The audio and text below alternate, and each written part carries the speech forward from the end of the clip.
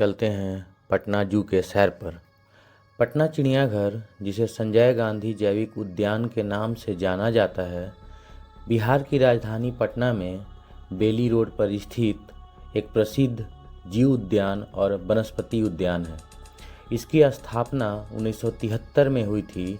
इसका उद्देश्य वन्यजीव संरक्षण, शिक्षा और मनोरंजन को बढ़ावा देना है। यह लगभग 378 एकड़ में फैला हुआ है, जो इसे भारत के सबसे बड़े जू में से एक बनाता है। इस जू में मैमल्स, बर्ड्स और रेप्टाइल्स की एक विस्तृत विविधता देखने को मिलती है। साथ ही वनस्पतियों की समृद्ध संग्रह है। यहाँ व्हीकल्स की पार्किंग की सुविधा भी मिल जाती है। जू के कुछ ही दूरी पर श्री पंचमुखी हनुमान मंदिर है। यहाँ भगवान हनुमान के 5 अलग अलग रूपों की पूजा की जाती है। पत्तों से सीखिए मस्ती में खुशी से झूमते रहना, टहनियों से सीखिए एक दूसरे को थाम कर सहारा देना। जैसे ही हम पटना जू के अंदर इंटर करते हैं, हमें एक खूबसूरत और बेहद मनमोहक प्राकृतिक नज़ारे देखने को मिलता है, जो यहाँ के प्रबंधकों का ही देन है, जो हमें इतनी खूबसूरत और अच्छी नज़ारे देखने को मिल रहा है। उसके आगे जस्ट हमें जंगली कुत्तों का बाड़ मिल जाता है, जहाँ पे 2 जंगली कुत्ते आपस में मस्ती करते हुए दिखाई देते हैं। यह प्रजाति एक इकलौता जीवित प्राणी है जो कुत्तों से दंतावली और स्तनग्रहों में अलग है। यह भूरे भेड़िए और लाल लोमड़ी के बीच के मिश्रण की तरह दिखाई देता है। यह अपनी पतली पीठ और पैरों की वजह से बिल्ली की तरह दिखाई देता है। इसकी लंबाई लगभग 3.5 फीट की होती है, पूंछ 18 इंच लंबा और वजन लगभग में 15 से 20 किलोग्राम का होता है। यह झुंड में शिकार करता है और शिकार करने के बाद पहले अपने शावकों को खाना देता है।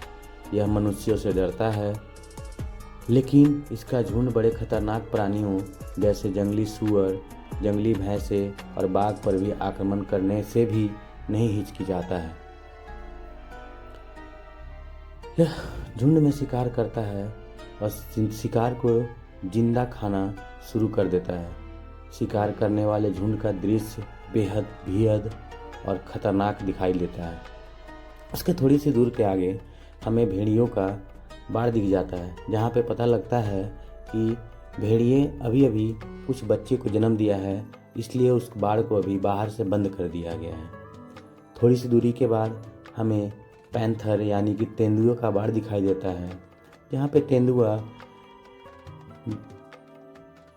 इस बेहद अच्छे मौसम का मज़ा लेते हुए दिखाई देता है और आराम से बैठे हुए आराम फरमा रहा है।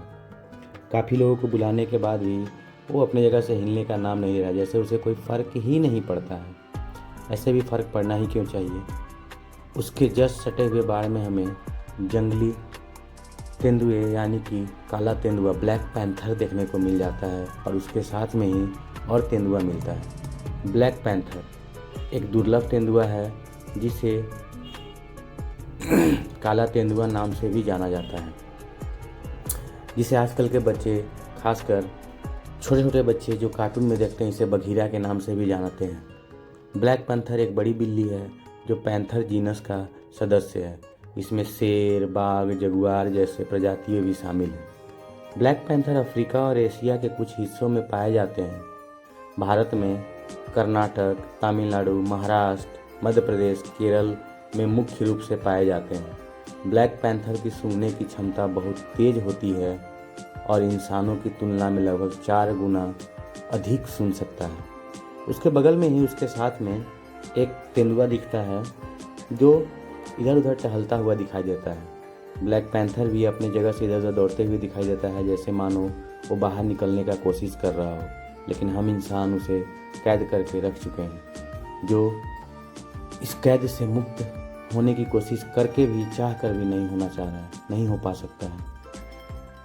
पैंथर को देखने के बाद हम थोड़ा आगे बढ़ते हैं, जहां हमें चिंपांजी, गोरिल्ला, ओरांगुटान तथा मानव की तरह ही होमिनिडी फैमिली का प्रजाति है। इनकी 2 प्रजातियां हैं, सामान्य चिंपांजी और दूसरा बोनोमो। यह मूलतः अफ्रीका महाद्वीप के जंगलों में पाए जाते हैं। यह बनावट, आकार, व्यवहार एवं वंशानुगत गुणों में मानव से सबसे करीबी है। सामान्य नर चिंपांजी की औसत ऊंचाई 5 फीट 6 इंच तथा वजन 70 किलोग्राम का होता है। मादा चिंपांजी नर से छोटे आकार की होती है। चिंपांजी के हाथ उनके शरीर से 1.5 गुना तथा उनके पैर से बड़े होते हैं। सामान्यतः चिंपांजी जानवरों की तरह चलते हैं, जिसमें ये हाथी के मुट्ठी बांधकर उसे आगे के पैर के रूप में इस्तेमाल करते हैं। उसके बाद हमें कुछ खूबसूरत नज़ारे देखने को मिलते हैं। यह खूबसूरत नज़ारा हमें देखते हुए ही बनती है। जब हम प्रकृति से सच्चा प्यार करते हैं तो आपको दुनिया की हर जगह खूबसूरत लगेगी। थोड़ी दूर आगे जाने के बाद हमें हिमालयन ग्रिफन वल्चर यानी हिमालयन ग्रिफन गिद्ध का बाड़ दिखाई देता है, जहाँ पे दोनों गिद्ध बेचारे पानी में भीगे हुए थे और एक गिद्ध वाह कितनी मस्ती में अपना पैंख फैलाकर, जैसे मानो सभी लोग उसके पिक्चर क्लिक करना चाहते हैं, वो मस्ती में बैठा हुआ है और एक अपना मुंह छुपा के बैठा हुआ है, मानो उसे ठंड का एहसास हो रहा है। फिर हम इस खूबसूरत प्रकृति को निहारते हुए थोड़ी दूर आगे बढ़ते हैं और पता चलता है कि अभी यहाँ बहुत सारे काम चल रहे हैं। फिर हमें शेर का बाड़ दिखाई देता है, जहाँ शेरनी इस खूबसूरत मौसम का मज़ा लेते हुए बाहर मौसम में सोई हुई है। उसके आगे आता है बाघों का बाड़, जहाँ पे एक उजला बाघ पूरे मस्ती में इधर उधर दौड़ रही है और एक जो ऊपर पिंजरे में बंद है। शायद लगता है कि दोनों आपस में खेलना चाह रहे हो, बट हम मनुष्य इन दोनों को अलग करके रखे हुए हैं। इस खूबसूरत मौसम को देखते हुए और दोनों बाघों को देखते हुए क्या अच्छा प्रकृति का नज़ारा देखने को मिलता है। हमें इन जानवरों को बहुत अच्छे से सलूक करना चाहिए।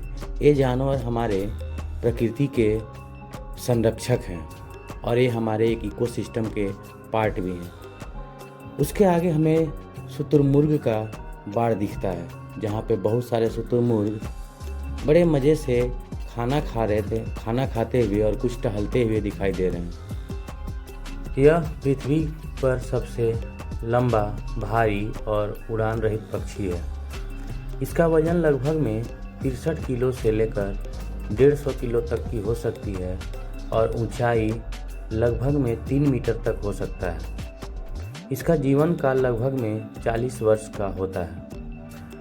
ये सर्वाहारी होते हैं, पौधे, बीज, कीड़े, छिपकली व अन्य छोटे जीव जंतु इत्यादि खाकर अपना गुजर करता है, जो एक ऑस्ट्रेलिया का राष्ट्रीय पक्षी है। इसका आकार भी लगभग 150 से लेकर 190 सेंटीमीटर तक हो सकता है और वजन लगभग 32 से 37 किलोग्राम का होता है। ये भी एक सर्वाहारी पक्षी होते हैं, जो छोटे छोटे पशु पक्षी और घास फूस खाकर अपना ज़िंदगी गुजारते हैं। अगले पार्ट के लिए कृपया मेरे चैनल को सब्सक्राइब करें और लाइक करें। धन्यवाद।